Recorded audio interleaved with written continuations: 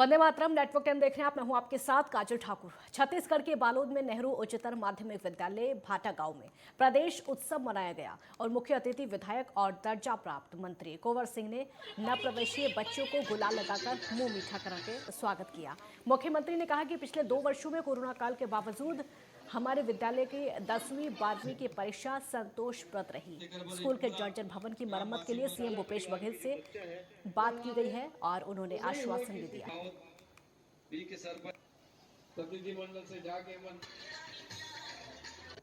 ग्राम भाटा गांव में शासकीय नेहरू अनुदान प्राप्त उच्चतर माध्यमिक शाला में शाला प्रवेश उत्सव का कार्यक्रम था और निश्चित ही ये स्कूल 1965 से संचालित है, जो जन सहयोग से संचालित हो रहा है और इनकी मांग है कि यदि इसे शासकीय कर दिया जाए।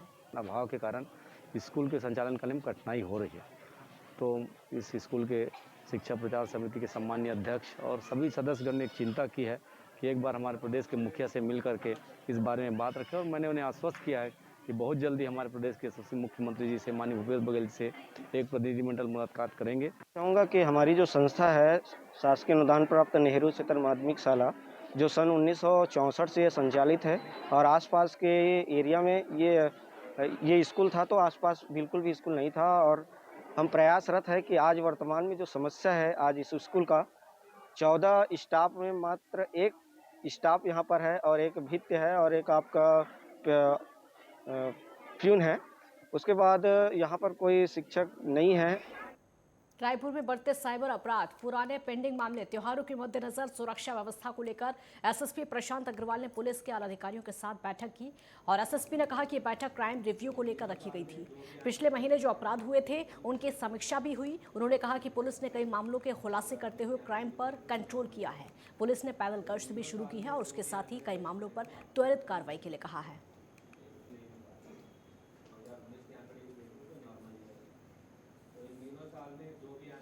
सुकमा के रेगलकट्टा गांव में अज्ञात बीमारी से हुई 61 मौतों के मामले में लगातार प्रदेश में राजनीति गरमा रही है। अनुसूचित जनजाति आयोग के पूर्व राष्ट्रीय अध्यक्ष और भाजपा के वरिष्ठ नेता नंद कुमार साय ने भाजपा कार्यालय में कहा कि इतना बड़ा मामला होने के बावजूद स्वास्थ्य मंत्री स्थिति जानने बस्तर तक नहीं आए, न ही कोई बड़ा स्वास्थ्य अधिकारी बस्तर सुकमा तक पहुंचा।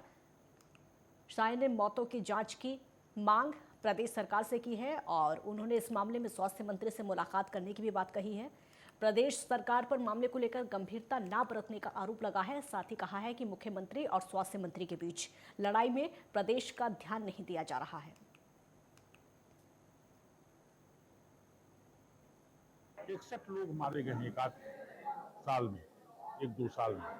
वो बड़ा गंभीर विषय है और उसको लेकर के हम इस सरकार को कहना चाहते हैं, टीम एक पहुंचे वहां पर, एक मेडिकल टीम पहुंचे जो वरिष्ठ लोग हों, सीनियर हों और देखें कि 61 लोगों की मृत्यु बहुत बड़ी बात है।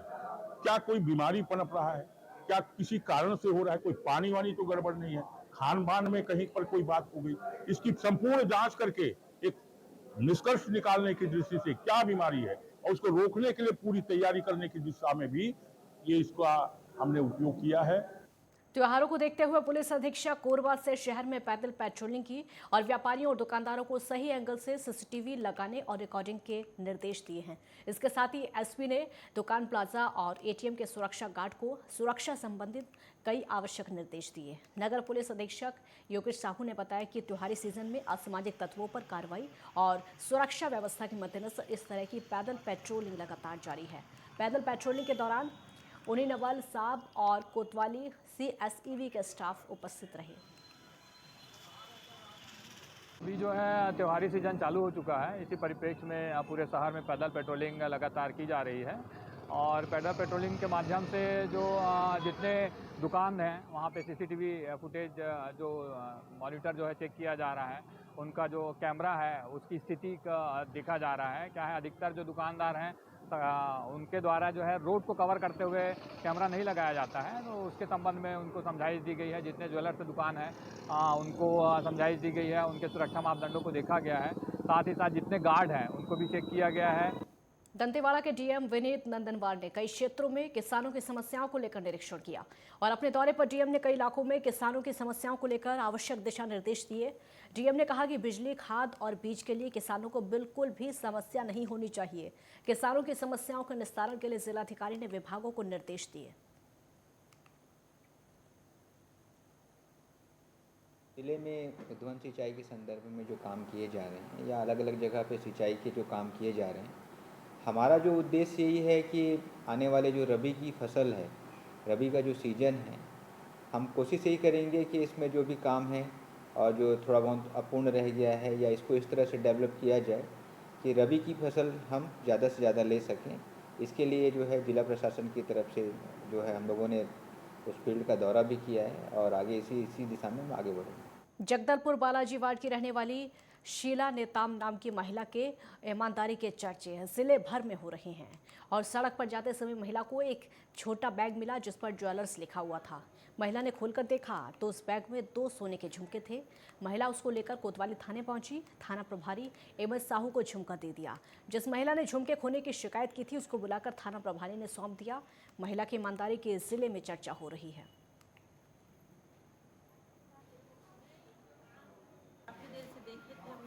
मैं और मेरे लेबर हम लोग उतरे नीचे। लेबर बोली थोड़ा सा डर गई तो मैं उठाई और लाई। लेबर बोली सोने का है और बोले कि ठीक है भाभी, इसमें से अपन जो मिलेगा ठीक है। तो मैं थाने में ले आई, थाने में जमा कर और जिनका था वो थोड़ी देर में आके ले। कोरबा जिले के ग्राम पंचायत दोदरो में शासकीय पूर्व माध्यमिक में 90 बच्चे पढ़ते हैं और इस विद्यालय भवन को निर्माण के लिए 2017 से 18 में तकरीबन 11 लाख रुपए के अलावा भवन निर्माण के लिए भी फंड मिले थे। इस निर्माण के लिए एजेंसी ग्राम पंचायत को चुना गया और 5 साल बीत जाने के बाद भी अब तक निर्माण भवन का काम पूरा नहीं हो सका, जिसके कारण बच्चे अब भी आधे अधूरे भवन में पढ़ने को मजबूर हैं। मामले पर पंचायत सचिव मुखी सिंह ने गोलमोल जवाब दिया।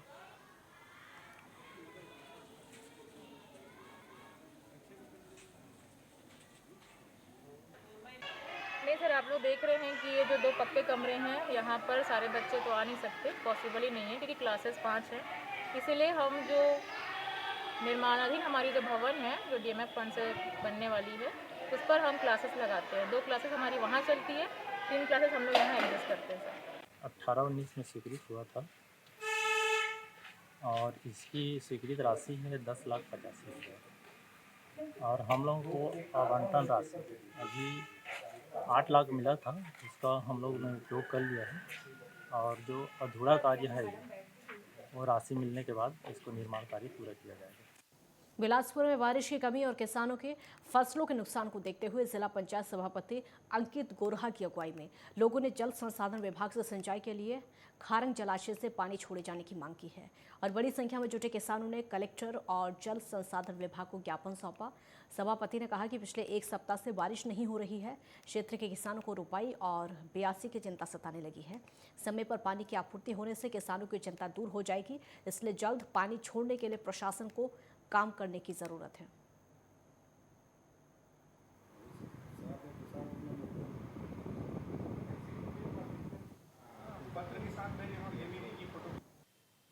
लगातार पानी न गिरने के कारण किसानों की मांग आ रही थी कि सिंचाई के लिए पानी की कमी हो रही। इसी समस्या को लेके 2 दिन पूर्व माननीय कलेक्टर महोदय और खारंग जलाशय के कार्यपालन अभियंता से मुलाकात कर खूटा घाट खोले जाने की मांग मैंने की थी, जिससे किसानों को सिंचाई के लिए पानी मिल सके। क्योंकि स्वयं मैं किसान हूं और इस समस्या को समझ सकता हूं कि पानी न होने के कारण चाहे रोपाई हो, ब्यासी हो, किसानों के सारे काम के हो। बिलासपुर के सरगट्टी थाना क्षेत्र के गौर कॉलोनी में रहने वाली महिला ने मकान में साजिशन आग लगाने की शिकायत दी और सीसीटीवी फुटेज देखा गया तो कुछ लोग 2 डिब्बों में पेट्रोल डालकर आग लगाते हुए दिख रहे थे। महिला का कहना है कि कुछ दिन पहले एक व्यावसायिक और उसके साथियों ने उनके पति को धमकी दी थी और साथ ही उनकी कार में तोड़फोड़ की गई थी। सिरगट्टी पुलिस को सीसीटीवी फुटेज सौंपकर मामले की जांच करने की मांग की गई है। उसका कहना है कि पति ट्रांसपोर्टर है और कुछ लोग उसके परिवार को टारगेट कर रहे हैं।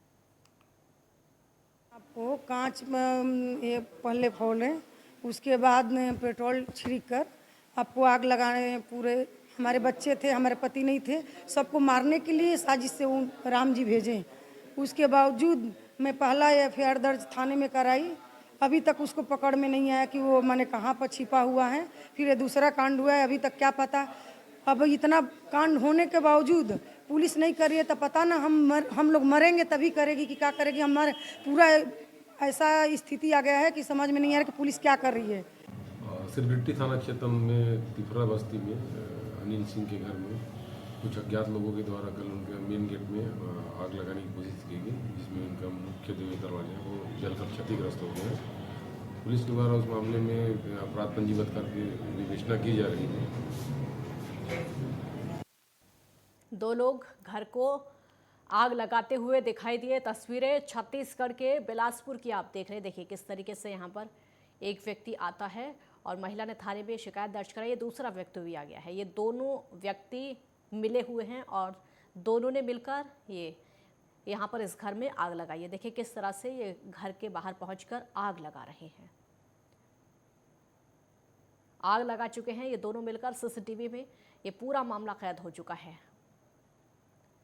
घर के बाहर दोनों व्यक्तियों ने मिलकर आग लगा दी है। घर के 3 दरवाजों पर आग लगाई गई है। ये देखिए किस तरीके से आग लगे हैं।